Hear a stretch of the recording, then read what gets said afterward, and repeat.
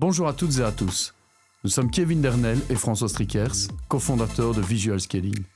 On a lancé cette série parce qu'on est convaincu d'une chose. L'éducation et la formation sont aujourd'hui, plus que jamais, ce qui est le plus important dans la société comme dans les entreprises. Le Skillcast, c'est notre façon d'ouvrir des discussions franches avec celles et ceux qui innovent, expérimentent, doutent parfois, mais avant tout, font l'éducation et la formation de demain. À chaque épisode, on donne la parole à des invités qui partagent leur point de vue, leurs méthodes, leur retour d'expérience. On y parle pédagogie, EdTech, éducation, hybridation, technologie, enseignement. Mais surtout, on essaye de comprendre comment on apprend aujourd'hui et comment on apprendra demain.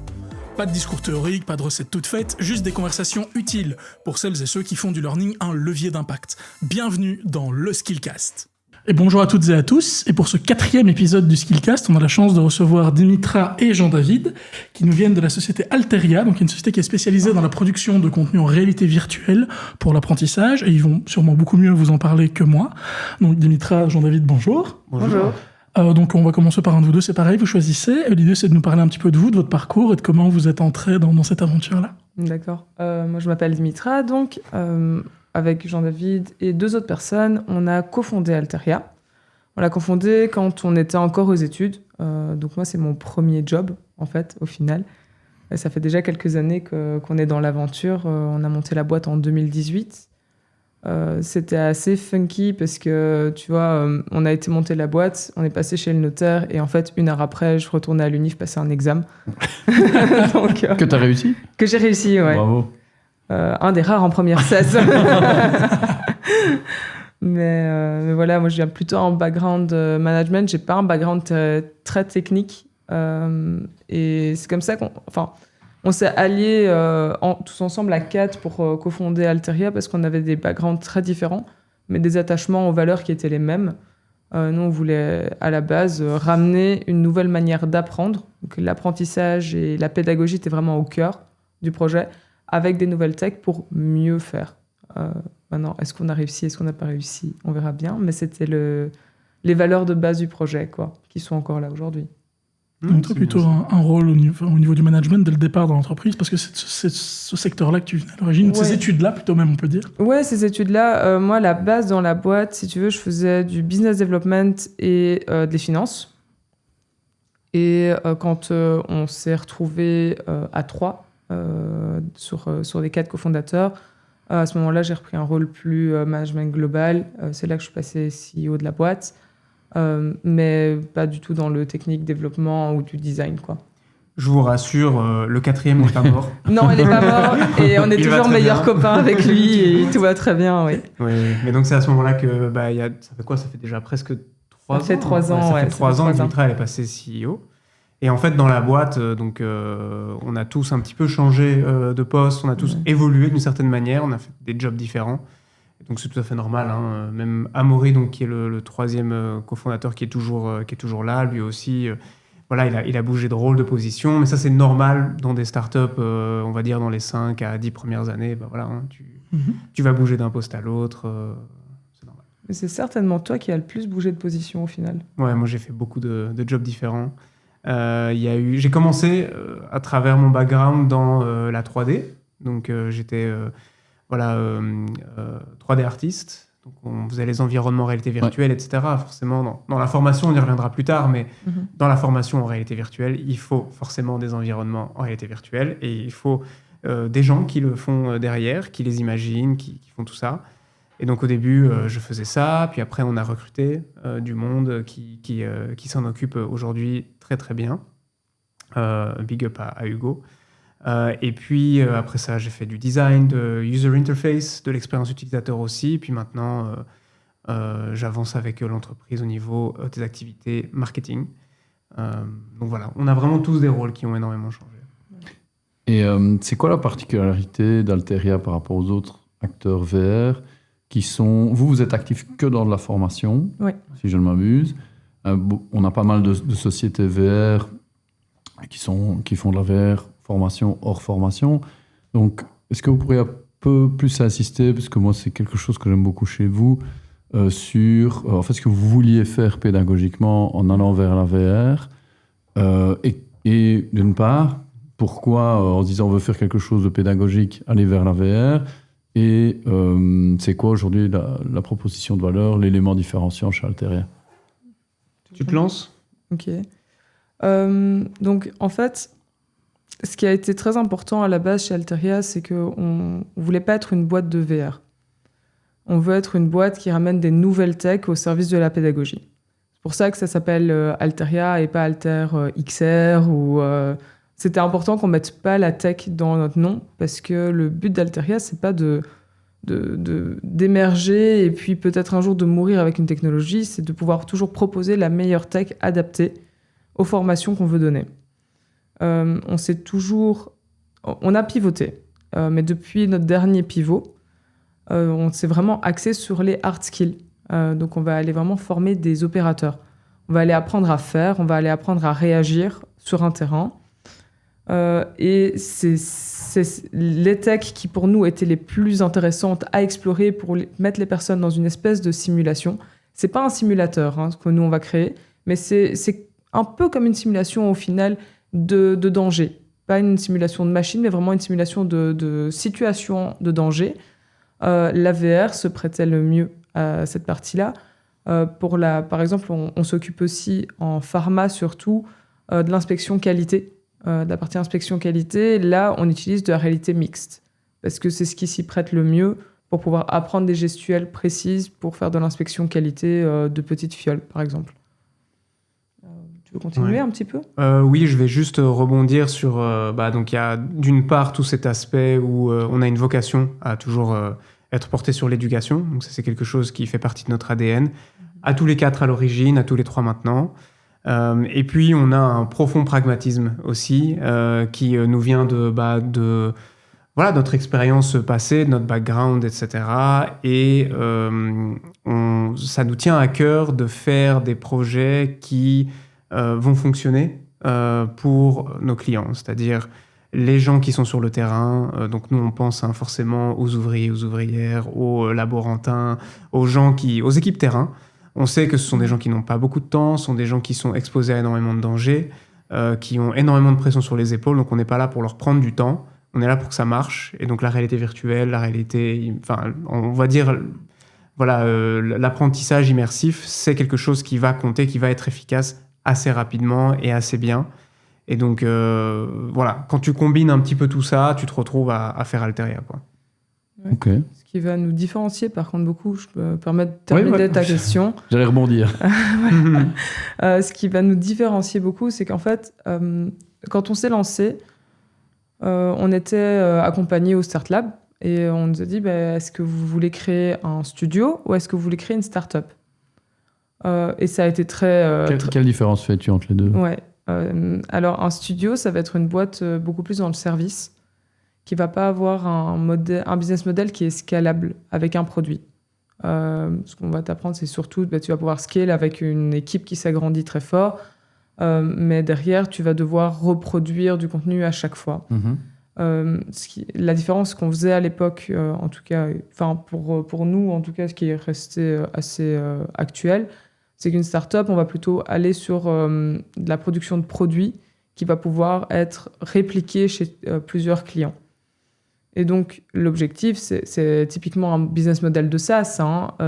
Tu vas créer une fois un produit, puis tu vas faire des licences et tu vas pouvoir vendre cette même licence à un nombre, en théorie, infini de personnes et avoir un business model qui peut avoir une croissance exponentielle grâce à ça. Ouais.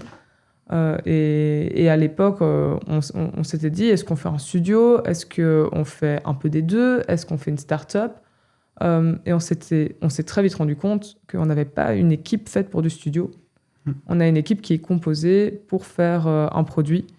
On n'est pas efficace quand on fait du studio. On ne l'était pas, on l'est de plus en plus parce qu'on doit quand même faire une petite partie de studio et de customisation. En tout cas, le temps que la tech soit vraiment soit beaucoup plus commune sur le marché et qu'on ne se retrouve pas à devoir aller tout customiser nous-mêmes. Donc il y a un peu des deux, mais l'objectif principal à la base c'était on va créer un produit qui est scalable. Et quand on crée un produit scalable en VR, à l'époque, en tout cas les deux business models qui s'ouvraient à nous, on parle de 2018, on parle des premiers casques VR qui sortaient sur le marché pour le grand public. Les deux business models qui s'offraient, c'est soit on crée du contenu qui est revendable à plusieurs personnes. Sauf qu'à l'époque, on était encore à l'UNIF, à l'école. On n'avait pas d'expertise dans le contenu. Fallait aller trouver des experts contenus, etc. Et on se retrouvait à faire du job de studio, entre guillemets, le temps de produire. Soit on permettait aux gens de créer eux-mêmes leur contenu en disant c'est pas nous les professionnels du contenu. Nous, on est là pour leur permettre de retirer ce mur et cette appréhension qu'ils ont de la tech. On est des facilitateurs pour qu'ils puissent utiliser la tech et exprimer leur spécialité. Et donc, c'est ce qu'on a fait. On a créé C'était pas le chemin le plus facile. Hein. On a décidé dès le départ de pas se tirer une balle dans le pied, mais directement d'aller sur le chemin qui était le plus ardu. On s'est dit, on va créer des éditeurs sans code qui permettent aux gens de créer eux-mêmes leur contenu parce que c'est eux les professionnels et ils doivent s'approprier leur contenu eux-mêmes. Mmh. On s'est jeté sur le train de l'innovation peut-être un peu tôt. Ouais. Vous avez créé un moteur de création, genre comme un éditeur de niveau dans un jeu vidéo finalement. Voilà, c'est ça. On a créé ça à une époque où, il y a 7 ans, tu devais encore convaincre l'entreprise que la réalité virtuelle en tant que technologie était un levier intéressant pour la formation, et ensuite leur permettre de comprendre que s'ils peuvent s'approprier en interne la création de contenu, alors ils ont 2 pas d'avance, on va dire, ils ont 4 coups d'avance, on va dire, sur leurs investissements dans tout ce qui est formation. Donc comme l'a dit Dimitra, on ne s'est pas facilité la tâche du tout. Après la pandémie, là c'était une toute autre histoire, puisque là, grâce au rebranding par exemple de Facebook en Meta, grâce à l'Apple Vision Pro et voilà, toutes ces innovations, la VR a commencé à devenir beaucoup plus mainstream. On ne peut pas vraiment dire qu'elle l'est, mais on est sur le point d'avoir une VR qui est comprise de tout le monde. Et donc, on ne doit plus convaincre sur cette première thèse, on va dire. On ne doit plus dire aux gens, tu sais, la VR, c'est pas mal pour former les gens. Tu leur mets un casque dessus, ils sont plongés dans un univers où ils peuvent faire toutes les erreurs qu'ils veulent faire et sans conséquences. Ça, ils ont bien compris. Donc maintenant, on peut enfin sortir, on va dire, le discours sur le fait d'avoir la main mise sur sa formation. On peut sortir des discours aussi sur les retours sur investissement, etc. Bref, on peut un petit peu mieux déployer et faire comprendre la valeur ajoutée d'Alteria. Oui, vous pouvez vous battre sur l'acceptation de la tech. Ouais, exactement. C'est ça la première étape. Ça va être pas aussi avec la démocratisation de ce type d'appareil aussi. Tu vois, le coût d'équipement individuel, autour de 2 500 euros au mieux de la pandémie. Aujourd'hui, un MetaQuest 3 permet déjà de faire des choses assez incroyables. Ouais. Nous, on déploie surtout des Quest ou des Pico chez nos clients. C'est des casques à entre 300 quelques centaines d'euros, c'est plus des milliers comme avant. Ah non, c'est beaucoup moins filaire, beaucoup moins... Ouais, avant, tu devais avoir un gros PC, un PC de gamer avec une grosse carte graphique dedans. On se souvient quand même des pénuries de cartes graphiques qu'on a eues. C'est vrai. C'était compliqué de faire des setups à cette époque-là. Les casques qui coûtaient aussi 2000 € pièce, plus... Le PC. On avait commencé moins précurseur que vous, mais on avait commencé aussi à développer des modules en VR dans notre précédente étape de notre carrière. En 2018-2019. 2018-2019, un module donc pour faire de la chromatographie On a fait de la chromatographie liquide à haute performance. C'est ça, et de la logistique aussi. Avec et de la robotique. Ouais. Et l'enjeu de l'équipement était important parce qu'on travaillait avec du Valve Index. Ouais, l'index. Donc coûteux, lourd, logistiquement parlant, complexe à installer. Ouais. Il y aura des news de la part de Valve à ce sujet très bientôt. Ah, c'est bien ça. Mais moi, je voudrais revenir parce que je trouve ça vachement intéressant. Enfin, c'est avoir dans l'entrepreneuriat et en général dans l'innovation, savoir tort qu'avoir raison trop tôt. J'ai planté une start-up en robotique, en innovation en robotique sur le sujet. Mais c'est une super expérience, je regrette rien. Mais moi, j'aime vraiment bien. Donc, l'idée, on est bien d'accord. Et pour moi, c'est ça qui vous différencie. Et je trouve ça vraiment intéressant. C'est de dire, avec l'outil Alteria, à un moment donné, mes experts contenus peuvent éditer eux-mêmes des environnements d'apprentissage en VR. C'est ça. Ça, c'est l'approche de la co-création. Et c'est quoi aujourd'hui, sur 10 boîtes clientes, il y en a combien? Aujourd'hui, la majorité de vos boîtes créent eux-mêmes leurs propres environnements? Les plus gros groupes vont créer. En fait, on fait une grosse distinction. Donc, ma sous-question, c'est est-ce que ça marche? Oui, ça marche. même si on s'était dit... Que le système marche, on s'est compris. Non. Alors ça marche très bien. Oui, mais c'est parfait. Non, c'est parfait, il n'y a plus rien à changer. On l'a terminé, là. Il l'a terminé hier. D'ailleurs, vous embêtez un peu, on en parlait off the record. Non, mais... Donc tu disais les grands groupes. Oui, en fait, il y a 2 choses à dire. Donc la première, c'est qu'on a fait une hypothèse. On s'est dit, les éditeurs, forcément, c'est pour les grands groupes, puisqu'il faut généralement des personnes dédiées à la création. Donc comme tu disais, il y a des experts contenus, il faut qu'il y en ait. C'est-à-dire il faut qu'il y ait des gens, une académie ou bien quelque chose dans l'entreprise qui s'occupe, on va dire, de la création de contenu et de sa diffusion et quelqu'un qui vérifie que les personnes à former soient formées. Et puis, il y a les plus petites boîtes. On va parler des PME, etc. Après, une PME, par exemple, dans la pharma, il peut y avoir déjà beaucoup de gens dedans. Hein. Ça peut être beaucoup de moyens. Ça peut être des boîtes de 200, 500 personnes. Mais là, on va avoir parfois un département de formation qui est absent et où les besoins en safety, par exemple, vont tomber dans le département de la safety. Et donc là, on parle à quelqu'un de totalement différent, quelqu'un qui n'a pas le temps, qui a toujours un chasuble et un casque sur la tête et qui court dans l'usine ou dans le laboratoire. Et donc, on s'est dit, on va faire une distinction entre les deux et on va avoir une offre qui va être adaptée en fonction. Ce dont on se rend compte, c'est que à l'heure actuelle, il y a encore toujours un immense intérêt pour les éditeurs parce que c'est tout simplement plus utile et plus sexy. Les gens veulent se réapproprier la formation et se disent, tiens, je vais... Donc la formule où je crée moi-même, D'accord. Elle est encore toujours plus sexy. C'est un phénomène qu'on n'avait pas vraiment vu venir dans le sens où on s'était dit le standardisé, etc., qu'on fait et qui fonctionne aussi, mais c'est là qu'on va avoir un vrai produit d'appel et puis en termes de pricing, c'est le cas. Mais la volonté, c'est toujours dans une seconde étape d'aller sur cette espèce d'indépendance et de mainmise sur la formation et donc de faire appel à l'éditeur. Mais en fait, si tu veux, l'éditeur, il va pas forcément venir que dans les gros groupes dans la question. Il va venir surtout dans les entreprises qui ont un peu plus de maturité au niveau de où est-ce qu'ils veulent aller avec la formation en VR. Ce dont on va se rendre compte, c'est que ceux qui se disent on va faire un petit proof of concept, on va le tester, on va faire un cas d'usage sur lequel je peux mettre une centaine de personnes, par exemple. Et on va tester, on va voir pendant 3 mois comment ça fonctionne. C'est pas des gens qui sont en train de se projeter sur 10 ans. Parce que s'ils se projettent sur 10 ans, ils se rendent compte que faire du studio pendant 10 ans, ça coûte extrêmement cher. Alors qu'internaliser un outil comme ça va te coûter beaucoup moins cher. Une licence, en général, ça coûte moins cher. Une licence de 1 an pour utiliser l'éditeur, ça va te coûter moins cher que de créer un gros projet customisé. Mais par contre, il faut investir du temps, il faut avoir des équipes qui sont un peu motivées.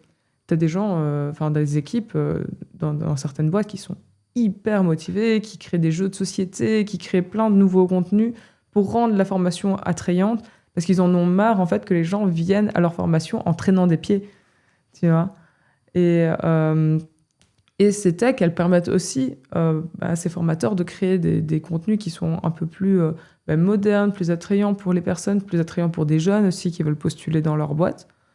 Mais donc, ça dépend vraiment de sur quel horizon ils se voient utiliser la tech et quel est le niveau de maturité qu'ils vont avoir pour l'utilisation de la tech. En fait, tu dis qu'à partir du moment où l'entreprise a une stratégie dans ce qui est learning, elle va inexorablement finir par être intéressée par l'éditeur. Ouais.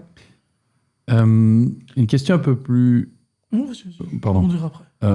Bateau, mais je pense intéressant parce qu'à mon avis, il y a des gens qui ne connaissent pas la VR, qui nous écoutent. Concrètement, qu'est-ce que la VR change dans la formation? Quand est-ce qu'on l'utilise? Quand est-ce qu'on ne l'utilise pas? VR, AR.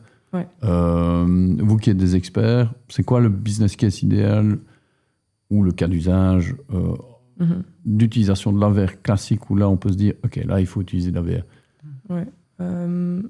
Nous, on utilise la VR. Il faut savoir que la VR, c'est quand même une tech qui est un peu invasive, dans le sens où tu mets un casque sur la tête de quelqu'un. Donc, tu ne le mets pas pour lui faire lire des slides. Il faut que ça soit utile, qu'il y trouve de l'utilité, sinon il ne le remettra pas. C'est utile, surtout quand c'est des formations qui sont très coûteuses, donc pas évidentes à déployer et sur lesquelles tu ne vas pas pouvoir former tout le monde sur terrain. C'est utile quand c'est des formations qui sont dangereuses pour la personne ou pour le matériel, qui des fois est très onéreux aussi. S'il y a quelque chose qui casse, on parle pas de quelques milliers d'euros, quoi. C'est du gros matériel. Et ça va être aussi intéressant quand c'est des formations qui sont dans des endroits qui sont difficiles à atteindre. On va aller par exemple sur des zones techniques qui sont en silo, très étroites, creusées dans le sol, où tu peux rentrer qu'à un maximum 2. Tu vas pas savoir former 30 personnes d'un coup à aller dedans. C'est là que la VR va être intéressante. Nous, en VR, on se spécialise surtout sur les formations en EHS, tout ce qui va toucher à l'environnement, la sécurité des gens et leur santé. Et c'est là qu'on pense qu'on a le plus gros impact, en fait. Voilà, le secteur juste après, c'est la qualité. Oui, parce que la qualité. Forcément, quand on est en temps de crise, la qualité, c'est-à-dire le service qui va se charger que le produit soit délivré, que le produit soit bon, ça compte énormément. Et donc forcément, on est assez proche de nos sous en tant qu'entreprise. Je veux dire, quand on est une entreprise dans la pharma, dans la biotech ou dans l'agriculture ou quoi, on est proche de ça. Et donc, on investit énormément là-dedans. Et donc, il y a l'EHS et puis il y a la qualité aussi. Puisque là aussi, il y a énormément de formations. Dans la pharma, ça peut arriver que si quelqu'un fout en l'air un batch, ça peut coûter très très cher. Je connais des dizaines de milliers d'euros. Pour les réactifs, etc. Donc évidemment, ils font très attention à ça. Et donc, c'est vraiment no-brainer. Sans hésiter, en fait, on peut aller investir là-dedans. Et dans le débat entre... donc on voit bien maintenant, pour les personnes qui nous écoutent voient bien, ok, la VR, ça s'applique dans ce genre de cas-là. Effectivement, il y a un peu toujours 3 règles à retenir avec la VR. Est-ce que c'est dangereux? Est-ce que c'est fort coûteux? Est-ce que c'est difficile à reproduire? Voire est-ce que ça n'existe pas quand on veut reproduire aussi une formation en évacuation d'une centrale nucléaire, par exemple? Je peux peut-être essayer d'élargir cette question-là. Là, on a vu les cas dans lesquels la VR s'y prêtait dans ses contraintes de production. C'est assez coûteux comme investissement et comme mise en place. Maintenant, est-ce qu'il y a des endroits où pédagogiquement la VR va avoir vraiment un intérêt en plus de rendre possible certaines choses? Est-ce qu'on peut imaginer d'autres cas qui sont conventionnels, déjà qui existent en conventionnel, où on peut aller apporter de la valeur ajoutée en plus?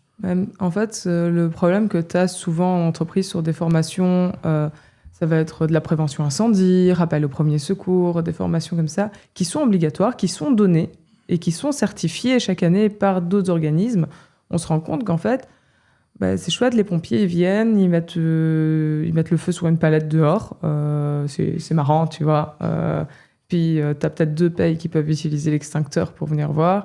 C'est le premier seulement qui brise le seau de l'extincteur, parce qu'on va pas mettre 30 extincteurs pour les 30 personnes à former.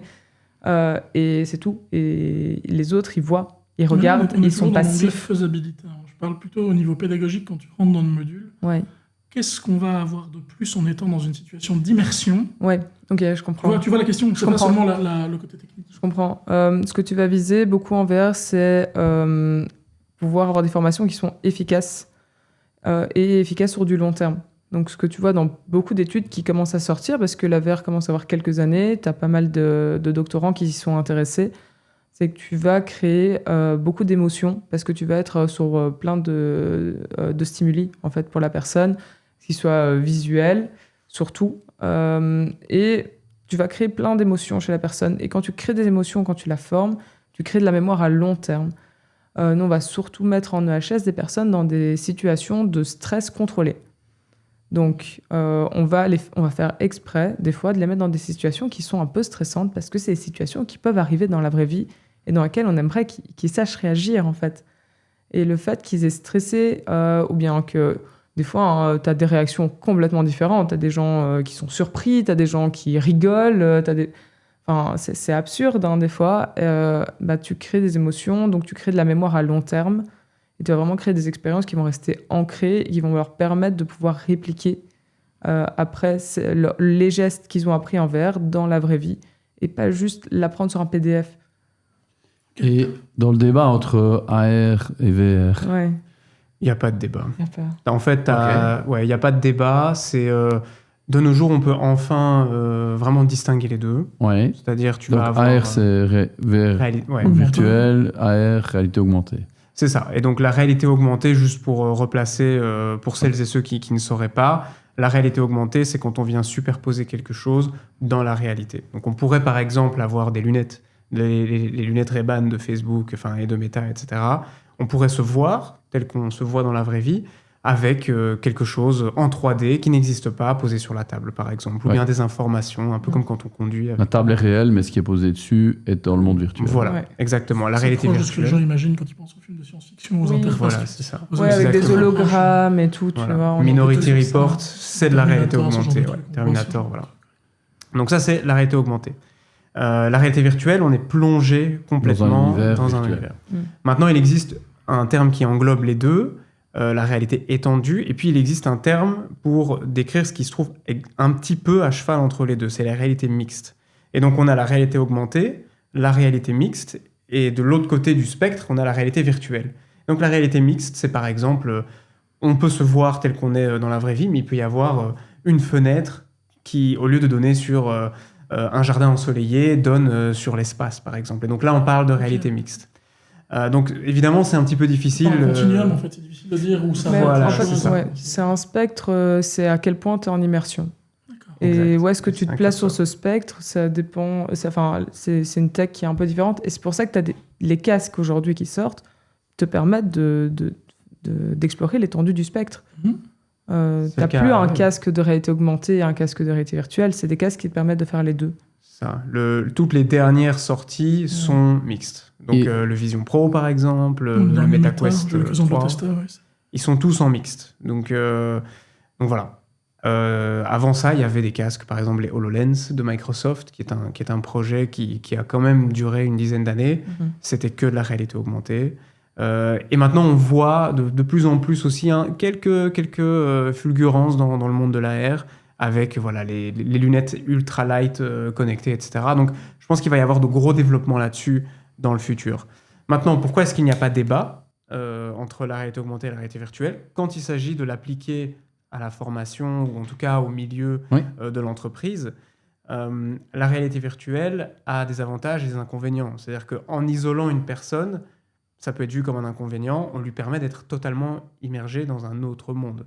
Donc ça se prête énormément à l'apprentissage. Tandis que la réalité augmentée, quant à elle, elle ancre les personnes dans le monde réel, et donc elle va être beaucoup plus souvent utilisée dans des activités de maintenance, dans des activités de surveillance. Des procédures, par exemple, un opérateur qui, à travers des lunettes de réalité augmentée, peut voir l'empreinte thermique sur une machine quand il s'agit de fonctionner avec de l'IoT, de l'Internet of Things, donc des machines qui sont connectées, etc. On peut voir tout de suite s'il y a un problème, on peut voir tout de suite où est-ce qu'il faut aller remettre le boulon, je dis ça grossièrement, mais c'est vraiment ça. Voilà, c'est ça, et recevoir parfois de l'assistance d'un centre d'aide qui va lui dire, en termes de navigation, tu prends à gauche, tu prends à droite, et ensuite tu trouveras la machine, c'est tel bouton qu'il faut appuyer, etc. Tandis que la réalité virtuelle, là, on est dans le holodeck, on est dans un monde différent, et puis on apprend, quoi. C'est autre chose, t'es coupé de l'environnement. Le truc, c'est que la réalité augmentée aussi est déjà plutôt bien implantée dans la maintenance industrielle. On commence à voir de plus en plus, notamment avec des iPads ou ce genre de choses, où ça leur permet de voir le monde différemment. C'est ça. Et puis, dans la réalité augmentée, on a des distinctions. Il y a on va dire la réalité augmentée avec un peu le kit main libre. C'est le plus sexy, évidemment. C'est plus sexy, mais les lunettes les plus utilisées en réalité augmentée dans le monde de l'entreprise sont des lunettes hyper basiques. C'est des lunettes avec juste c'est une vitre, quoi. C'est même pas des écrans hyper high-tech. Et il y a quelques informations qui sont mises dessus. C'est juste que la paire de lunettes, elle a une petite caméra ou elle a d'autres capteurs. Et donc, c'est déjà de la réalité augmentée, alors que ça va être utilisé pour du picking, par exemple. Tu dois prendre telle étagère à tel endroit, et alors ça te l'indique. Plutôt que d'avoir un robot qui te dit prenez l'étagère A3 et mettez ce qu'il y a dedans dans votre... Ça va te mettre en surbrillance, tu vas savoir ce que tu dois prendre dedans. C'est intéressant. Ouais, donc c'est assez efficace. Honnêtement, c'est assez efficace. Ce sont juste des usages qui sont un petit peu différents. Et dans les environnements de formation, on voit moins de la réalité augmentée, alors, au jour d'aujourd'hui? Tu en as, par exemple, nous, tout ce qui va être inspection qualité, ça va être en réalité augmentée parce que c'est important pour eux en inspection qualité en pharma, pour tout ce qui va être fiole ou bouteille, de pouvoir sentir la bouteille. C'est des gestuelles qui sont très précises où tu dois pouvoir avoir l'objet en main. Et quand tu as besoin d'avoir l'objet en main, la réalité augmentée reste quand même plus agréable que de la VR avec un objet qui est traqué. Tu vas quand même avoir des problèmes de tracking, tu auras un petit offset, ça va te frustrer. La réalité augmentée permet de retirer cette frustration. d'avoir un petit décalage entre l'objet que tu verrais en virtuel, qui est censé se superposer avec le vrai objet. Par exemple, nous, on fait des formations prévention incendie en VR. On a des extincteurs connectés, des vrais extincteurs avec de l'IoT dessus. Quand tu as un petit décalage dessus, ça frustre très vite les gens. Oui, c'est typique, c'est imaginons que tu as un volant pour conduire une voiture, mais qu'en fait, quand tu tournes, ça tourne pas. N'importe qui a déjà expérimenté une interface comme ça peut comprendre que c'est très énervant. Ouais. On est tellement immergé dedans que... Dis-toi qu'il y a des gens, encore aujourd'hui, tu les mets en VR, il y a une table en réalité virtuelle, ils vont aller s'adosser dessus. Donc quand tu es dedans, si ton cerveau, il pense réellement qu'il est dans la vraie vie. Et donc s'il y a un décalage ou s'il y a une petite erreur, ça rompt complètement l'immersion. Quoi. Ce qui était marrant, c'est en pharma, tu vois, pour passer dans des zones aseptiques, tu dois passer au-dessus d'un banc sur lequel... Et en fait, ils enjambent le banc, ouais. Mais tu vois, quand t'es dehors, tu rigoles un peu, mais en fait, quand t'es dedans, tu penses que tu vas pas passer. Et tant mieux, parce que c'est ça que les formateurs, ils cherchent, tu vois.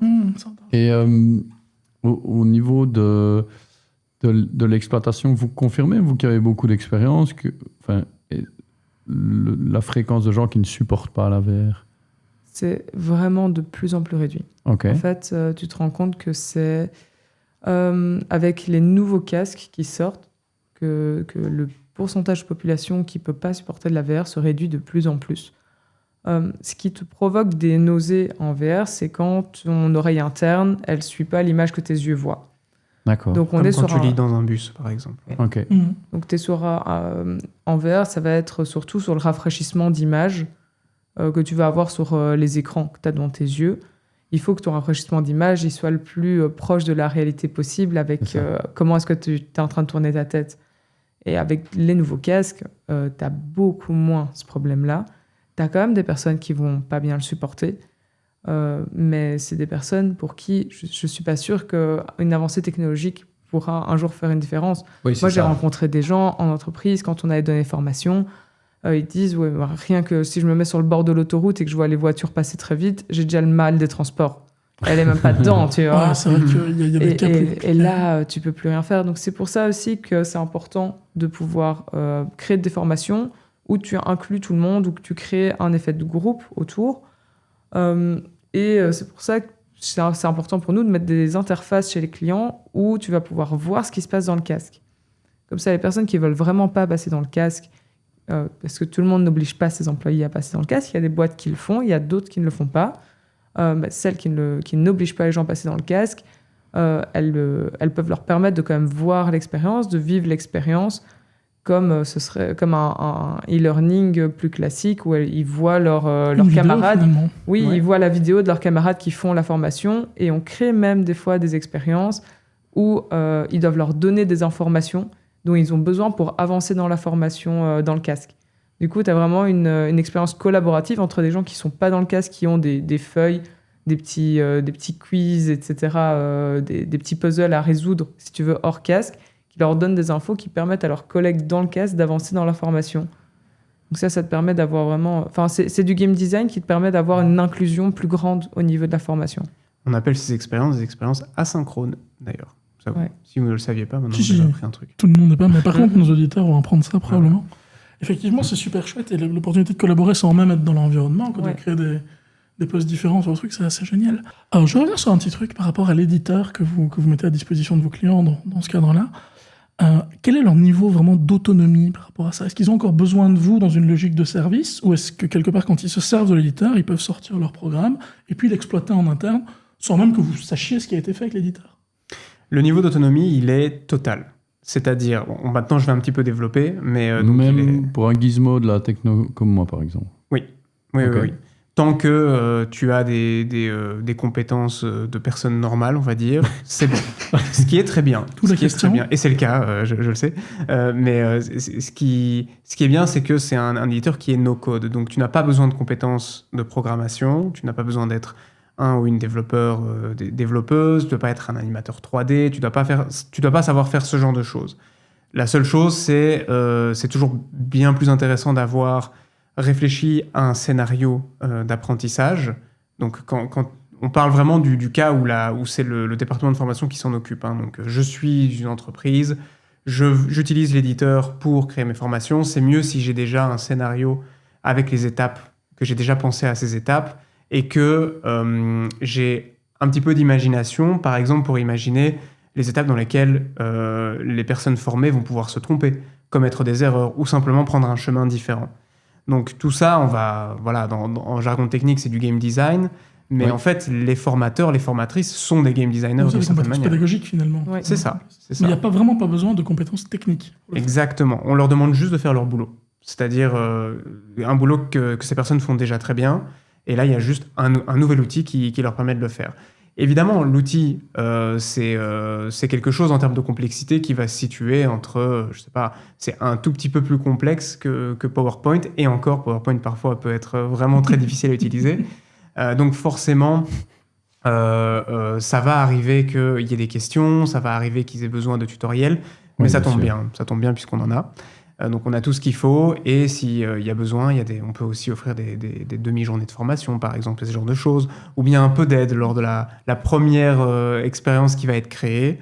Voilà, je mets juste un petit disclaimer quand même sur la question de la 3D. La question de la 3D dans le monde de la réalité virtuelle, ça reste encore toujours le seul domaine où il faut de la main-d'œuvre. C'est-à-dire il faut des humains derrière pour créer de la 3D. C'est-à-dire qu'on ne peut pas encore demander à ChatGPT, par exemple, crée-moi un environnement et il te le fait. Il faut encore des gens qui font de la 3D. Et donc, il va arriver en fait que les entreprises aient déjà des ressources en 3D. Des fois, et dans la plupart des cas, elles ne les auront pas. Et donc, elles vont faire appel à des studios, elles vont nous demander à nous de faire de la 3D, ou bien elles vont trouver des ressources en ligne. Mais comme on s'est focalisé, spécialisé sur les secteurs de l'agroalimentaire, de la pharma, de la logistique, et de l'énergie, etc., en fait, on a déjà pensé à tout. Et donc, on a déjà en fait, la plupart des machines, des outils, des environnements dont les entreprises auront besoin. Et donc, c'est comme ça, en fait, que... il y a une bibliothèque d'assets. C'est à travers le volume qu'on arrive à régler ce dernier problème. Tout le reste, on l'a réglé à travers l'éditeur en lui-même. Le seul obstacle qui reste dans l'autonomie complète et parfaite, c'est la création 3D. Et donc, nous, on la combat avec juste un gros volume d'objets, d'environnement, etc. Et à chaque fois que vous redéveloppez un nouveau truc, il est push directement dans l'éditeur, je suppose, et il y a une mise à jour régulière de la bande, de la machine. On va augmenter la base de données d'objets 3D et d'environnement et d'outils, parce que des fois, tu as des objets 3D qui ne sont pas animés, que tu vas pouvoir juste mettre dans le décor parce qu'ils doivent être là. Puis tu as des outils qui sont un peu plus poussés.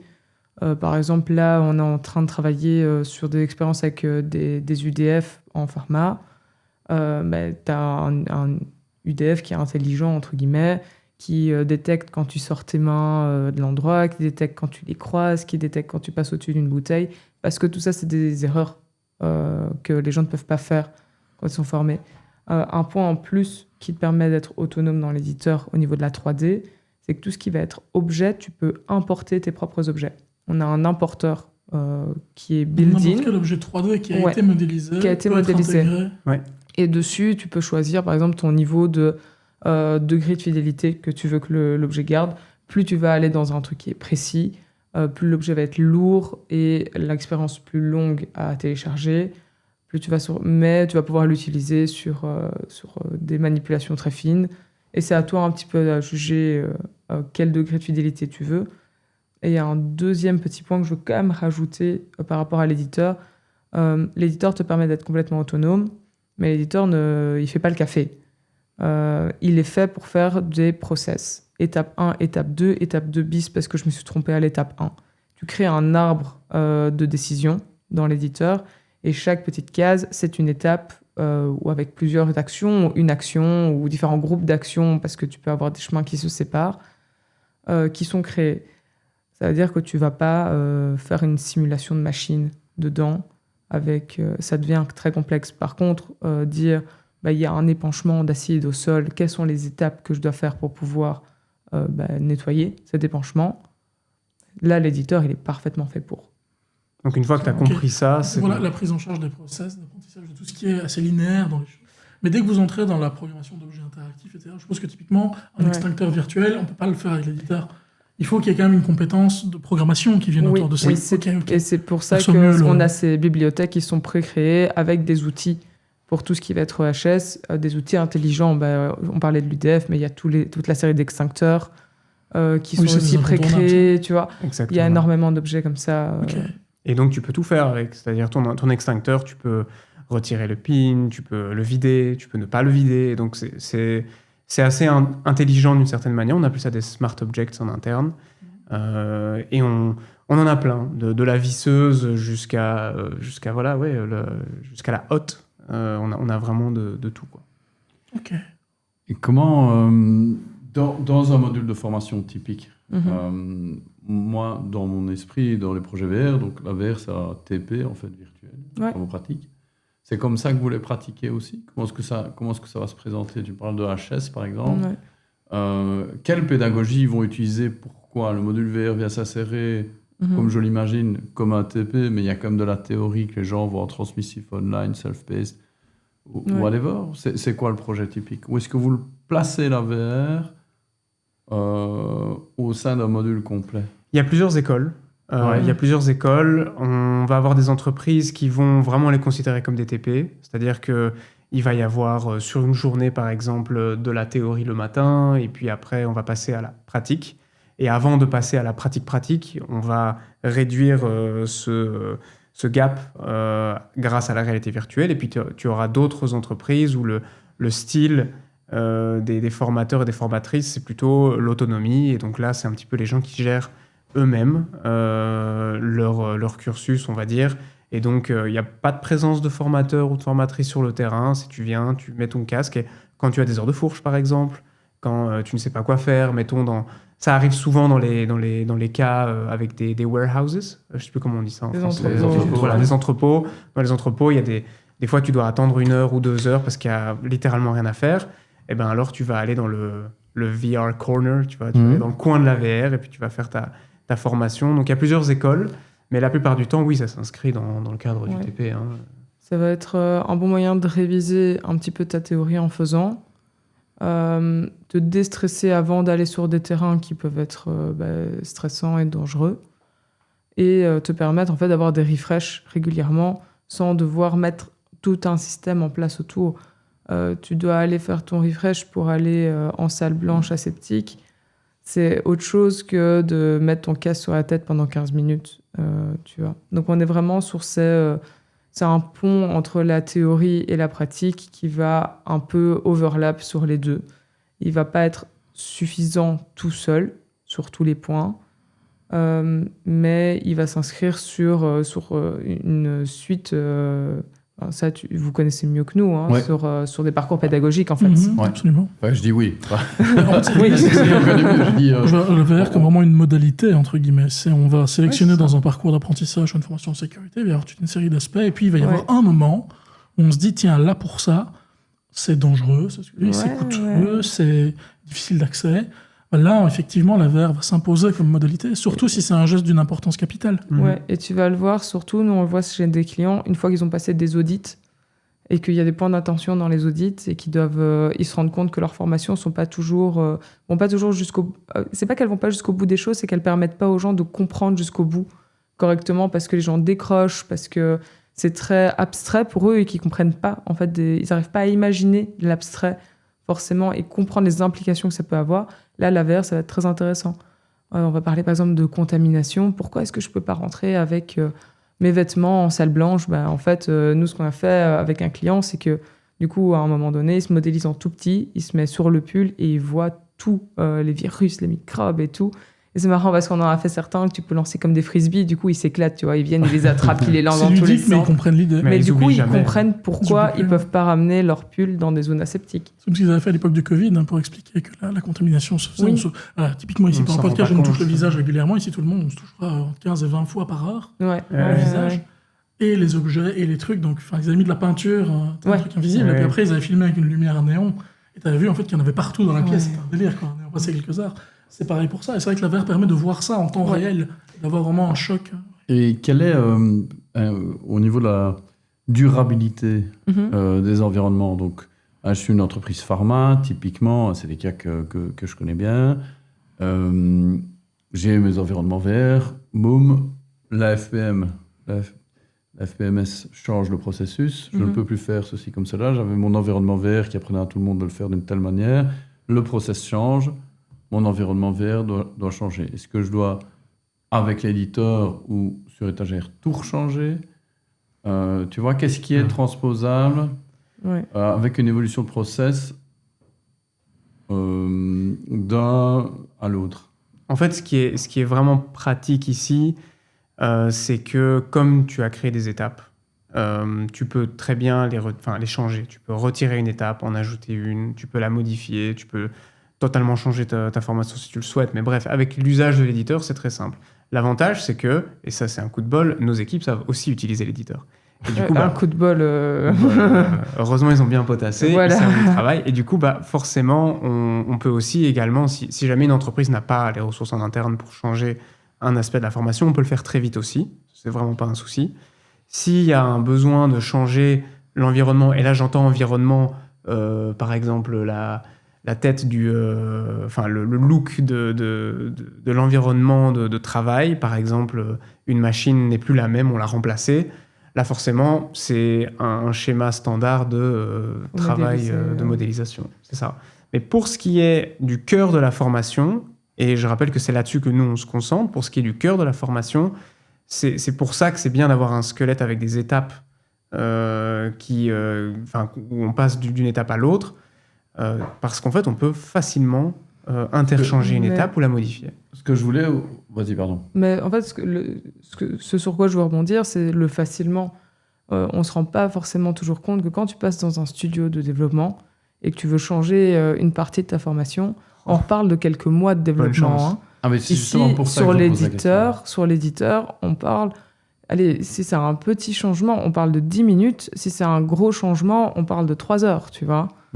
Tu vas aller rajouter une étape, par exemple, parce que maintenant, après avoir tourné 2 fois sur eux-mêmes, ils doivent aussi tapoter sur un mur. Tu rajoutes tapoter sur un mur. Tu rajoutes tapoter sur un mur. Maintenant, toi, si tu as des changements qui impliquent que tu as 3/4 de ta formation qui doit changer parce que ça a des implications différentes sur les étapes d'après, là, tu vas retravailler un petit peu. Mais pour te donner une idée, nous, un premier schéma, une première version de l'expérience, quand on va aller le montrer chez le client, s'il n'y a pas de modélisation à faire, en 4-5 heures, c'est fait, quoi. C'est vraiment comme changer une slide sur PowerPoint. C'est-à-dire que c'est quelque chose que quelqu'un peut faire sans aucune compétence. Par contre, mettons que tu es payé pour un spot publicitaire avec une voiture ou bien un produit, et que tu dois changer quelque chose dedans, c'est un peu comme si on devait retourner la vidéo, entre guillemets, ou bien qu'on doit vraiment s'arranger avec le monteur ou la monteuse pour essayer de réaccorder le truc et de rattraper le truc. Quand tu fais appel à un studio, c'est là que le bas blesse, en fait. Et pourtant, les studios font un travail incroyable. Hein. Notre but, c'est pas de cracher dessus. On fait appel à des studios pour une bonne raison. Mais oui, ils sont moins flexibles. Ils n'ont pas que ce client-là à gérer. Ils en ont d'autres parce qu'il faut que le business tourne, donc c'est normal. Donc on va te mettre sur une liste d'attente. Si tu as de la chance, tu vas avoir des personnes qui sont disponibles directement. Mais ça va pas être aussi simple que « Ah oui, en fait, je vais le changer moi-même » ou bien je vais appeler, ils vont me le faire et dans la journée, c'est bon, mon process, il est OK, mon audit, il va passer tranquille. Mais typiquement, quand même, le modèle type. Parce que nous, par exemple, je vais te donner un parallèle. Ce qu'on produit nous-mêmes, c'est beaucoup de vidéos de formation. Ça, on peut se targuer, enfin Kevin, pas moi, des experts sur la question. On recommande quand même des contenus qui ont une durée de vie de minimum 2 à 3 ans. Dans la VR, par exemple, tu vois, quand on dit toujours la modalité pédagogique idéale dans ce que vous nous dites, et parce qu'on a pas mal de clients, tu sais, qui arrivent et nous disent on veut faire des vidéos. On en revient toujours à c'est quoi l'objectif pédagogique, c'est quoi le public, c'est quoi la matière. C'est la bonne question. Et on a les mêmes discussions. On voudrait faire ça et on voudrait faire ça. Et au final, c'est rarement la solution évidente qui est la plus... Mais vraiment, et un message qu'on répète, c'est vous focalisez pas sur les outils, vous focalisez sur vos apprenants et vos objectifs pédagogiques. Mais vous, avec votre expertise, typiquement, mon contenu, il doit être fixe combien de temps ? Sincèrement, il reste fixe facilement 2-3 ans. C'est ça. Et après, tu as des formations qui restent fixes plus longtemps. Bien sûr. Des formations en prévention incendie. Beaucoup plus longtemps. Surtout quand il y a une partie un peu théorie, un peu légale, etc. qui vient dedans, surtout dans ces trucs-là. Tu changes pas... Au final, tu me dis qu'un module, tu fais ça en 5 heures quand tu as un peu d'expérience sur le truc. Ça veut dire qu'un module en VR, avec les limites de l'éditeur évidemment, Ouais, bien sûr. un module en VR qui est fait dans cette condition-là peut se faire plus vite qu'une vidéo pédagogique. C'est techniquement vrai. Et du coup, c'est sur ce genre de chiffres qu'on va se baser pour aider nos clients à calculer leur retour sur investissement. Parce qu'on n'est plus sur des discussions avec les départements innovation aujourd'hui.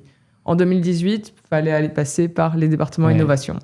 Parce que c'était le gros buzzword, la XR. Aujourd'hui, ils sont occupés avec l'IA en ce moment. Maintenant, ils sont occupés avec l'IA. Ils sont nouveau joujou, tu vois. Et là, on est sur des budgets qui viennent pas des départements innovation, on est sur des budgets qui viennent des départements de formation ou safety, s'ils n'ont pas de département de formation dédié. Et ces budgets-là... Ça s'est mainstreamisé, en fait. Ouais, ça s'est mainstreamisé au point où tu vas pas parler avec des gars qui passent leur journée sur des salons pour aller voir les dernières innovations qui se sont passées. Tu vas parler avec des gens qui sont sur le terrain, quoi. Qui sont sur le terrain. Et ces gens-là, la justification du budget, elle est différente. Tu justifies le budget parce que tu as un retour sur investissement sur ce budget-là. Pourquoi est-ce que je devrais investir dans ta tech et pas dans autre chose ?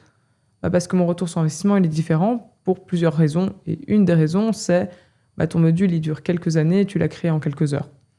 C'est un des points. Tu libères du temps de zone en pharma. Et il y a d'autres points comme... Tu libères de l'expertise. C'est le même argumentaire qu'on a pour les learning, finalement. C'est ça, tu passes plus de temps en prod, t'apprends mieux et tu passes plus de temps en prod. C'est en gros les grosses lignes de conduite qu'on va mettre. Et alors, quand tu leur dis que ça s'imbrique dans leur LMS et ce genre de choses, alors là, ils sont aux anges. Là, c'est parfait. Hein. Ils se disent, OK, c'est bon, ça coche toutes les cases. Le budget, l'audit, la compliance, vraiment tout, quoi. Peut-être parler un petit peu de la conception et la production, alors quand vous êtes dans le rôle de fournisseur et de formateur. Pour l'éditeur, c'est une chose, mais quand vous concevez un module de VR, comment ça se passe quand on a un client, on a un responsable formation aux entreprises, on voudrait faire un module VR, on vient voir Alteria. Comment ça fonctionne ? Vous commencez par quelles étapes ? Vous définissez l'objectif, on commence par le scénario, on commence par une liste des modélisations, comment ça se passe ? Je crois que la première question qu'on leur pose, c'est de quoi est-ce que tu as vraiment besoin ? Où est-ce que tu as des problèmes ? Pourquoi est-ce que tu veux des nouveaux modules ?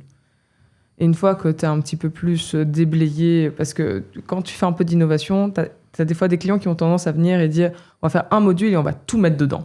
Donc tu vois, ça va être génial, ils vont passer 45 minutes dans le casque. Tu fais non, ils vont pas passer 45 minutes dans le casque du tout. Ils vont passer 15 à 20 minutes maximum dans le casque parce que c'est épuisant. Passer dans un casque de VR, tu es en simulation, tu es obligé d'être concentré à 100%, tu n'as aucune autre distraction. Au bout de 20 minutes, les gens commencent à être un peu fatigués en fait, s'ils ne sont pas habitués. S'ils ne sont pas habitués à ça. Près des yeux, même physiquement, c'est assez éprouvant parfois. Oui, ça peut l'être. Ça dépend un petit peu. Ce côté-là, tu vois, par exemple, il s'améliore un peu à force d'utiliser les écrans. Mais en général, on voit que c'est surtout le niveau de concentration des gens qui, quand tu as l'habitude d'être sur le terrain, tu n'as pas l'habitude de te concentrer sur une formation pendant 1 heure à 100% sans avoir aucune distraction autour. Et c'est très stimulant, une formation en VR. Ça a des avantages, mais il ne faut pas en abuser, sinon tu vas tomber dans l'autre extrême où tu vas crever les gens. Et ce n'est pas l'objectif, ce n'est pas de les dégoûter de la VR. Donc on va définir des objectifs. Quels sont les objectifs de cette formation-là ? Est-ce que c'est une formation ou est-ce qu'en fait c'est 3 expériences qu'on doit faire ? Et c'est un peu définir ce côté-là. Après, en général, nous on aime bien aller sur le terrain, aller voir comment ça se passe la manipulation dans la vraie vie si on peut. Si on ne peut pas, en général, ils ont des petites vidéos à nous envoyer, histoire qu'on ait une idée de à quoi ça ressemble, en fait. En fonction de ça, nous, on va faire un premier prédécoupage. Dire, la formation, elle va durer X temps, elle va être divisée en X modules, etc. Et en fonction de ça, on va donner un pricing. Parce que là, on va calculer en jour homme. Si on fait de la customisation, comme un studio. On va calculer en jour homme. On va dire, on a déjà ces environnements-là. Soit vous réutilisez ce qu'on a déjà et on peut les mettre à disposition et on économise un peu, soit vous voulez du customiser. En général, s'il y a des gens qui ont déjà fait des formations dans ces sujets-là, on a déjà un peu de 3D, ça permet d'économiser un petit peu de sous pour des plus petites entreprises. C'est toujours le bienvenu, clairement. On donne un devis et si c'est accepté, à ce moment-là, il y a 2 manières de faire. Soit on passe sur des modules où on les crée nous-mêmes. Et c'est un jeu de ping-pong avec des reviews. En général, il y a 3 reviews. On leur envoie, on va chez eux, on tester si c'est possible. Ils nous donnent un peu leur feeling, on réajuste et ça dure 3 rounds. En général, ce process-là, il va durer 1 mois et demi parce qu'eux, ils n'ont pas le temps de nous voir 3 fois sur la semaine. Ça dure un après-midi. On a des délais de production qui sont entre 10 et 16 semaines, parfois pour un e-learning complet avec production du visuel. Ouais. C'est pas tellement parce que mis bout à bout, ces tâches-là prennent du temps. C'est parce qu'il y a un échange qui se fait avec les clients, donc ça représente un process de long terme. Ouais, et le bottleneck, c'est toujours le temps disponible des experts. Hein. Ben oui, clairement. Les experts, souvent, ou des gens qui font la review, qui vont faire du testing parfois. C'est ça. Une deuxième manière qu'on va avoir de travailler, on va partir sur de la co-création. Et ça, c'est en général s'ils veulent plus tard utiliser l'éditeur eux-mêmes. Et ça prend encore plus de temps, la co-création, parce qu'on va s'asseoir à côté d'eux et on va leur apprendre à utiliser l'éditeur en créant directement une première formation ensemble. On va essayer de choisir une formation qui n'est pas super simple non plus, avec quelques complexités dedans, histoire de les laisser explorer à 100%, en tout cas un maximum, l'éditeur. Ça prend un peu plus de temps avec le client, parce qu'il faut être dispo, il faut faire des sessions de travail en fait, dessus. Ils apprennent à utiliser un nouvel outil, en même temps de créer du contenu. Mais si c'est un client qui a une vision à plus moyen terme d'utiliser l'éditeur, c'est ce qui est le plus pratique. Learning by doing, finalement. Ouais, learning by doing. C'est que ces équipes apprennent à utiliser l'éditeur. Et en plus, ils ont un module qui est fonctionnel à la fin. Donc ça... Voilà. Et puis après, il y a le troisième cas, c'est celui où on a une demande qui vient, ils ont regardé le catalogue qui est présent sur le site web, ils veulent que du standardisé. Donc ils nous contactent ou quoi, ou bien ils introduisent un formulaire, on sait qu'ils veulent ça, et puis ça part vraiment en mode software as a service. Et donc là, on n'a pas grand-chose à faire, quoi. Maintenant, généralement, on va quand même avoir une discussion avec eux pour savoir de quoi est-ce qu'ils ont besoin exactement. Il y en a parfois qui vont nous dire, les gars, en fait, les modules Fire, c'est génial, il me faut juste une étape. qu'il faut changer ou quoi. Ça, vous avez cherché la slide truc dans un modèle existant, vous en refaites un custom entre guillemets. Exact. On va pas leur donner l'éditeur, ça sert à rien. Ils vont rester sur un pricing de catalogue et puis ils seront très heureux comme ça, quoi. Et tous les catalogues sont créés sur l'éditeur. Ça a été important. Vous n'avez aucun module qui a été fait from scratch, en tout cas plus aujourd'hui en exploitation. Aucun. Non. À l'époque, ça a été le cas. Vous avez vu des modules un peu studio comme ça que vous avez fait au début en vous disant il nous faut un catalogue. Des fois d'avoir un produit dès le départ ou c'était tout de suite l'idée de l'éditeur? Tout ce qui a été fait from scratch comme ça a été vendu comme un studio. On revendait l'IP en fait et on pouvait pas le revendre derrière. Et ça, c'est plus quelque chose qu'on fait. Non. Et c'est quoi les données que je peux extraire, au moins en tant que responsable training, tu vois, hors des modules VR? Qu'est-ce que je peux extraire comme pourcentage de progression moyen, là où ils se trompent systématiquement, tu vois, pour dire ok, ma population elle a facile à atteindre ça, ou tu vois, toutes ces données learning analytics.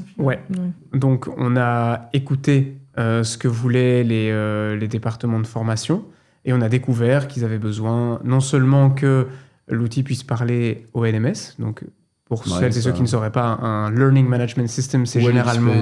Pour nous, c'est la même chose. Voilà. Mais donc, c'est en gros un logiciel qui sera la plupart du temps implémenté dans l'entreprise et qui permet de suivre l'évolution de la population en termes de formation. C'est là-dessus qu'on va retrouver les modules d'e-learning, les vidéos, etc. Et donc, nous, on va s'imbriquer là-dedans et on va communiquer avec les normes avec lesquelles CLMS... avec du SCORM, XAPI. Donc en fait, on parle le même langage. Et donc concrètement, qu'est-ce qu'on peut extraire? Il va y avoir tout un tas de données. Des données sur la performance de la formation. Donc par exemple, une classe ou bien un groupe de personnes ou bien une personne a terminé ou non une formation, en combien de temps, quelles sont les étapes par lesquelles la personne est passée, s'il y a plusieurs chemins. Quelles sont les erreurs qui ont été commises, puisque dans l'éditeur, on peut définir si une étape est correcte ou bien il s'agit d'une erreur. Et donc, quel chemin, entre guillemets, la personne a pris, mais aussi quelles erreurs elle a commises. Est-ce qu'elle a quand même terminé l'expérience? Est-ce qu'elle l'a terminé en mode désastre ou bien comme un succès ou bien mitigé, par exemple? Et donc, il va y avoir en fait tout un tas de métriques comme ça qu'on va pouvoir sortir et même dégager des tendances. Donc ça, on peut le voir de notre côté, c'est-à-dire du côté plateforme Alteria, on peut voir des petits graphiques, etc.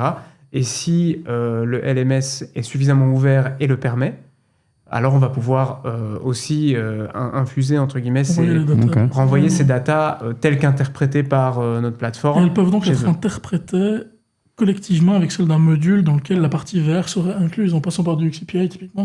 C'est ça. Typiquement, ouais. Des fois, il va falloir un petit peu parler avec l'entreprise qui s'en occupe. Les API sont pas toujours... Enfin, elles sont ouvertes, mais elles sont pas interfaçage classique. Voilà, un interfaçage classique. Et donc, nous, on a quelqu'un chez nous qui s'appelle Arthur et qui va... fait de la magie. Faire de la magie. Donc, merci Arthur. Parce que vraiment, bravo, Arthur. Pas, en fait, c'est dingue, mais le marché du LMS, il est gigantesque. C'est-à-dire que la plupart du temps... Oui, on va retrouver des Cornerstone, des 360 Learning, etc. dans les grosses boîtes, mais j'ai l'impression qu'il y a autant de LMS qu'il y a de... Il y a autant de LMS qui se créent. C'est un marché qui a explosé, qui est très éclaté. Ouais, et très éclaté. Heureusement, tu as quand même quelques normes. On parlait de SCORM, mais XAPI. Heureusement que ce langage existe, parce que je veux dire, aujourd'hui, il y a une jungle tellement énorme de programmes qui existent, solutions commerciales, des solutions, des plugins que tu peux hybrider sur du WordPress, sur du Odoo, sur tout ce que tu veux. Ça ressemble plus à grand chose en tant qu'écosystème. Il y a quelques leaders qui existent, ceux notamment qui sont liés aux ERP. SuccessFactors chez SAP et Odoo Learning qui se développent pas mal, sont un peu les deux gros ERP qu'on voit dans plein de boîtes et qui sont susceptibles d'aller là-dessus. Mais le marché du LMS, c'est un vrai problème. Et vous devez être confronté à ce problème de la compatibilité avec les entreprises. Alors, moi, j'aimerais bien dire qu'on a un bouton qui dit intégration automatique sur tous les LMS. Malheureusement, c'est pas le cas parce que tu as tellement d'LMS. Et les authoring tools n'aident pas dans ce cas. Les authoring tools, c'est encore un step avant. Là, c'est un peu comme le Redditor. Le Redditor, c'est un authoring tool. Si tu veux le parallèle avec le e-learning, tu es vraiment là-dedans. Par contre, l'Europe est quand même assez consciente de ce problème-là. Du coup, ils ont lancé un de la projet normalisation. C'est bien de faire des formations à compliance. On a lancé un projet européen dans lequel on fait un gros consortium avec des boîtes en Espagne, en France, en Belgique. Et ce consortium qui a démarré il y a 1 an et demi maintenant, qui s'appelle XR2 Industry. Notre rôle dans ce consortium avec 2 autres boîtes de software en XR est de créer une plateforme sur laquelle tout le contenu et les différents softwares qui tournent autour de la XR vont pouvoir venir se plugger pour pouvoir communiquer entre eux. Ok, c'est ambitieux, c'est super. Hein. Ouais, t'inquiète pas, on se retrouve avec des gros coups de pression de la Commission européenne. On était encore en réunion avec eux la semaine passée. C'est super fun. Mais c'est ambitieux comme projet, mais en même temps, t'as tellement de nouvelles normes qui se créent tout le temps en disant c'est pas grave, regardez les gars, on va régler le problème, on va créer une nouvelle norme. Et il y a maintenant 27 nouvelles normes. Alors que typiquement, les constructeurs de solutions AI, les meilleurs, ils ont enfin réussi à se mettre d'accord sur le projet. Et c'est pas le cas en XR parce que tu dois mettre des gens... Et là, il y a ce problème. Ouais, tu as différents secteurs qui doivent se mettre d'accord. Tu as le secteur des MDM, donc tout ce qui va être management des devices. Tu as le secteur des LMS, pour tout ce qui va être... qui est plus large que la XR. Hein. Ils ne vont pas traiter que de la XR. Ils vont traiter toute la formation. Tu as le domaine de la 3D, qui est énorme aussi, et qui est là depuis beaucoup plus longtemps que la XR. Et enfin, tu as la XR. Et tu as 4 secteurs comme ça minimum, parce que j'en oublie certainement, qui doivent se mettre d'accord sur des normes. Ça n'intéresse pas tout le monde de créer une norme comme ça, parce qu'il y a aussi l'industrie commerciale du jeu vidéo qui tourne autour de ça, et d'autres industries. Si tu crées des normes pour automatiser, tu as certains studios qui risquent de perdre... des monopoles sur des trucs. Ouais. C'est un peu comme Apple qui ne veut pas de son câble de rechargement, c'est pareil. Voilà. Oui, c'est ce genre de réflexion, malheureusement. C'est un vrai problème, ça. Ouais. Mais dans la plupart des cas, ça fonctionne quand même bien pour rassurer un peu les auditeurs. Oui, il n'y a jamais de problème d'intégration. Il y a toujours moyen de faire parler de machines. Il y a toujours moyen. Il y a Arthur. Arthur a une patience infinie avec les départements IT qui sont des fois très lourds. Voilà. Donc, et malgré eux, c'est pas pour critiquer les départements IT. Des fois, ils se retrouvent avec des structures qui sont très difficiles à gérer, avec des normes de sécurité qui sont très difficiles à gérer aussi, et ils font du mieux qu'ils peuvent. Mais on se retrouve avec des géants qui sont très difficiles à faire bouger et sur lesquels nous, on doit venir trouver un petit chemin pour venir se plugger dessus, quoi. Mais on le trouve toujours, le chemin. J'ai encore une question. Léa est partout pour l'instant. Ouais. C'est le boss du moment. Ouais. Il sourit parce que on faisait record. T'en as marre de Léa, comme tu me disais, on n'entend plus que ça. Ouais. Tout le monde en a marre. Tout le monde en a marre d'entendre parler. Je continue à être enthousiaste. Tu as une capacité. Une patience, François, mais qui est infinie. Non, à la base, moi, je suis un HR, je m'intéresse aux sciences humaines. Donc, ce qui m'intéresse aussi, c'est de voir comment ça modifie les pratiques, la société. Et le buzz qu'il y a autour m'intéresse, tu vois. Par contre, je ne me fais plus avoir. Parce que le buzz de la XR, on va pas parler, mais je me suis fait avoir. Moi, je pensais, comme Mark Zuckerberg, qu'on allait tous passer la moitié du temps avec un casque. Parce que, fondamentalement... c'est quand même hyper efficient, quoi. Tu mettrais ton casque et tu te réunirais avec tes collègues brésiliens, américains. C'est vrai que la réunion en VR, ça a l'air sur papier formidable. Tu vois, les gens n'en ont pas voulu, ça n'a pas été adopté. Oui, les gens n'en ont pas voulu. Mais on en a fait, nous, des réunions en VR. Pendant le Covid, on en a fait. Et même nous, on n'a pas tenu. Mais le métaverse, moi, j'y ai cru. Ouais, franchement, anecdote, mais j'y ai cru à fond. Et je suis plongé dedans. J'y croyais pas à ce moment-là, on en discutait régulièrement. J'ai cru. J'avais commencé mon mémoire d'MBA sur le sujet, avec les tokens, la crypto, tu vois, qui servait de monnaie d'échange. Et finalement, ça avait pchit. Mais donc, là, je pense que ça... Allez, on voit quand même bien déjà... de toute façon, c'est pas... Ça fait un buzz, mais ça fait 25 ans que ça existe. Ça devient juste un peu plus mature maintenant, et donc ça a explosé. C'est la partie grand public, en fait. C'est ça, parce que le machine learning, etc., c'est vieux. Comme dans votre créneau, est-ce que ça change quelque chose ? En fait, ce que Kevin, tu viens de le dire, le machine learning, si on reprend un petit peu la définition de l'AI, c'est appliqué dans le monde du jeu vidéo et donc par extension dans la XR depuis la nuit des temps de la XR, on va dire. Depuis la nuit des temps. Avant même l'ordinateur, ça existait déjà. Avant la roue, il y avait l'IA. et donc, forcément, nous, on parle d'IA depuis qu'on a créé Alteria. Pourquoi ? Parce que quand tu as par exemple un personnage non joueur, comme dans un jeu vidéo classique, et que tu dois interagir avec en réalité virtuelle, c'est de l'IA techniquement. C'est-à-dire qu'il a appris une série de choses qu'il va devoir dire, et en fonction des inputs, c'est-à-dire en fonction des signaux que tu lui envoies, de ce que tu fais avec, il va réagir. Donc ça, on l'a depuis le début. Maintenant, on a un réel engouement pour les LLM, donc les Large Language Models, le fait de pouvoir dire... à une IA, fais ceci ou fais cela, et puis elle le fait. Évidemment, on bosse dessus en interne parce qu'on voit que il y a une tendance. Et en effet, ça pourrait être intéressant dans certains aspects qu'on n'avait pas encore explorés par le passé. Donc l'IA, on en intègre depuis la nuit des temps. Depuis toujours. C'est concomitant à votre produit. C'est concomitant complètement. Dès qu'il y a un NPC, tu es obligé de lui donner des comportements, des réactions, ça sera un arbre de décision. Au départ, c'est de la logique, c'est des opérateurs de logique, mais ça devient de plus en plus complexe. Clairement, donc c'est présent dans le produit, c'est présent dans le processus de création du produit, des modules, etc. C'est-à-dire que notre équipe de développeurs utilise l'IA au jour le jour, des ordinateurs qui ont de l'IA, enfin bref. Tout tourne en fait quelque part avec un soupçon d'IA de toute façon. Là, tous les modules qu'on va créer, tu vas pouvoir switcher de langue comme tu veux, avec des voice-overs qui changent de langue aussi, parce qu'on utilise des IA derrière, et ça nous permet d'être plus productifs et plus efficaces.